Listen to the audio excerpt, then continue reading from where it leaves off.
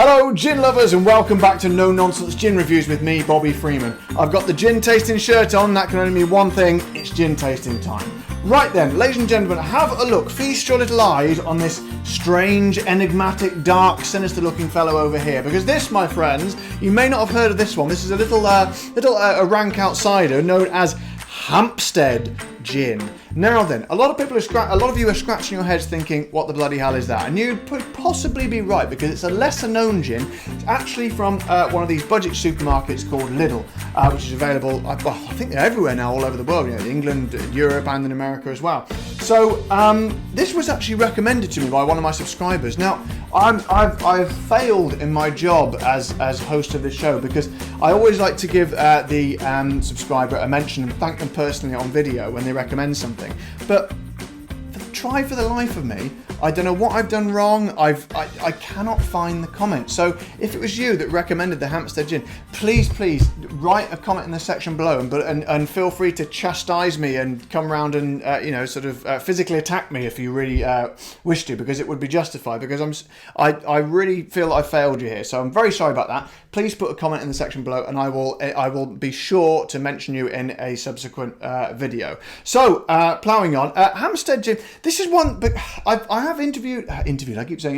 have reviewed gins from Aldi and Lidl before, these German budget supermarkets, and the trouble is you never get any information about them. They don't have their own website, so I don't know how it works. I thought it might have been an external company, a third-party company that's actually a specialist gin company distilling them and selling them to the supermarkets, but I think it must be just the supermarkets themselves making them in their own distilleries, because there's no information online about, well, there's a tiny little bit of information. What do we have? Let's have a quick look. We have I thought I'd have the website up, never mind. It literally had one line of gin saying this is our Hampstead Gin which is very flavoursome and nice, which doesn't really tell us a great deal. I could make a lot simpler videos if I just sort of did reviews like that, and it would save us all a lot of time. So we don't know anything about the history or where it's from. It's a London dry gin. Doesn't give you any information on the back. So it's like a blind date, this one. We're going in blind. So I've got nothing to say about it, to be honest. So we're going to crack on and get stuck in.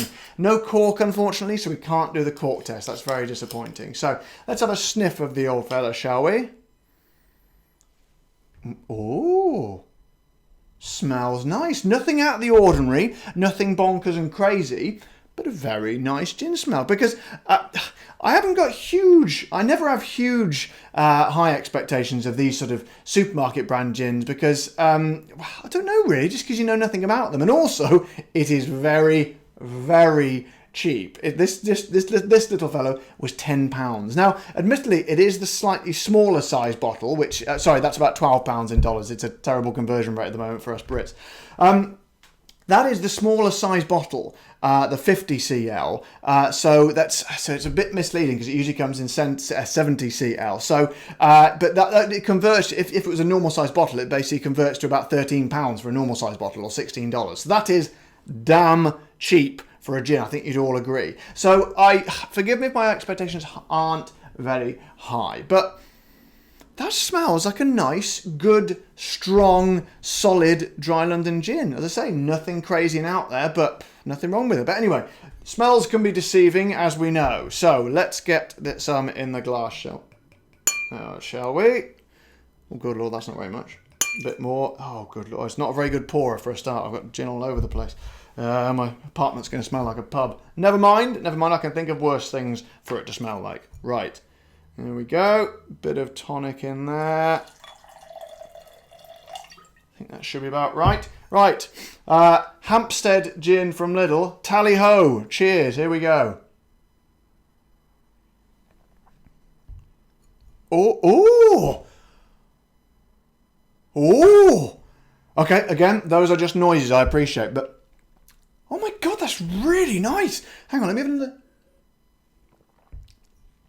Whoa. Hold the phone, stop the train, shut the front door. I don't know any more of those. Right. I was expecting, do you know what? I was expecting it. I don't know why. This is like a weird psychological thing. I was expecting it to kind of this is so stupid, to be amongst your Gordons, you know, the bottom rung gin, because maybe it's psychological because it's got a greenish sort of bottle like the Gordons, but I was expecting it to be something okay, passable. And to be honest, I wasn't going to give it too much of a bad time, too much of a hard time, if it was fairly standard, bog standard, because at that price, you can't really argue and you shouldn't really expect anything amazing. But I tell you what, it's got everything in perfect balance. As I said, no standout flavours. I'd say it's got the perfect balance. What a nice, good, solid London dry gin should be. The perfect amount of citrus in there, balanced with the junipers and a slightly sort of a tiny bit of earthiness, just to sort of balance those other flavours. But there's something else going on. It's not bog standard. There's this kind of a floral, little tiny waft, and not even a waft. I'd say a whift. What's the difference between a waft and a whift? I'm not sure that's actually a real word, but I imagine a whift to be a very small version of a waft. So a tiny waft of a whift, of almost like a lavender, I would say. If I was going to guess anything, something floral, maybe a little bit. Only just the tiniest, teeny tiny little sparkle of that, which kind of gives it just offsets it a little bit and gives it just something a little bit quirky about it. Let me try it. Oh, that's delightful. It's absolutely, it's everything a gin should be.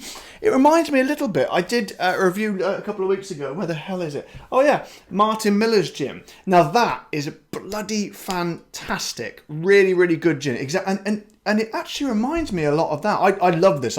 Since trying it, Hugo Elroy recommended this, and since trying it, I've been drinking nothing but this gin since. My girlfriend loved it too, and she's well into gin. She's the reason half these bottles are empty. She won't like me saying that. But as I said, I'm always honest with my subscribers. So, but the thing is, as much as I love the Martin Millers, that's actually quite similar, just as top quality. But it's half, but that was £22 or something, but that's a 70cl. So what did I say this would be if it was 13? It's almost half the price.